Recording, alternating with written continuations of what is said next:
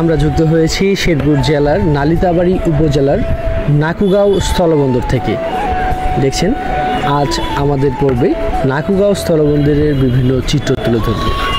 নাকুগাঁও স্থলবন্দরে ভারত থেকে যে পাথরগুলো আনা হয় এই স্থলবন্দরের এই জায়গাটিতে কিন্তু রাখা হয় এবং এখানে যে শ্রমিক দিন রাত পরিশ্রম করে সেই পাথরগুলা ভাঙার কাজে এবং কি যে ভারত থেকে যে ট্রাকগুলাতে বা লরিগুলাতে পাথর আসে সেগুলাকে আনলোড করে সেটাকে ভেঙে প্রসেস করে তারপরে সেটাকে এই যে দেশের বিভিন্ন জায়গায় রাস্তা মেরামত সহ বিভিন্ন কাজে তারা পাঠায়। তো তাদের এই হাড় ভাঙা পরিশ্রম যেটা স্ক্রিনে দেখছেন যে এই যে ভারত থেকে আসা বড় বড় পাথর তারা কিন্তু এইভাবেই আগে প্রথম ছোট ছোট সাইজ করে নিয়ে তারপরে পাথর ভাঙা মেশিন দিয়ে সেটা কিন্তু আস্তে আস্তে ভাঙা হয়।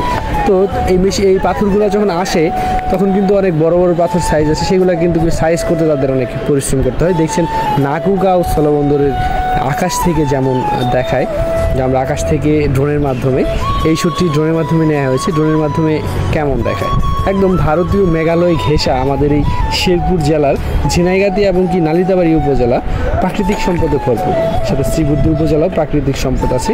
তবে এই তিনটি উপজেলার মধ্যে বর্ডার ঘেঁষা, তার মধ্যে নালিতাবাড়ী উপজেলায় কিন্তু আমাদের সীমান্তে যেটা হচ্ছে নাকুগাঁও স্থলবন্দর, একই মাত্র স্থলবন্দরই আমাদের নালিতাবাড়ী নাকুগাঁও।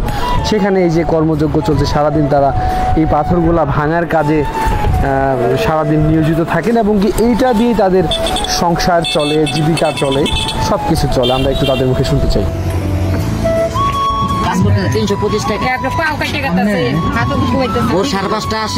তাদের এই কঠোর পরিশ্রমের সঠিক পারিশ্রমিক যদি না দেওয়া হয় তাহলে তাদের সাথে বড় রকমের একটি অন্যায় করা হবে। তবে আমরা যেমনটা শুনেছি তারা এই যে পরিশ্রমের পারিশ্রমিক পায় এবং সঠিকভাবেই পায়, আমরা যে জেনেছি সেখানে গিয়ে শুনেছি।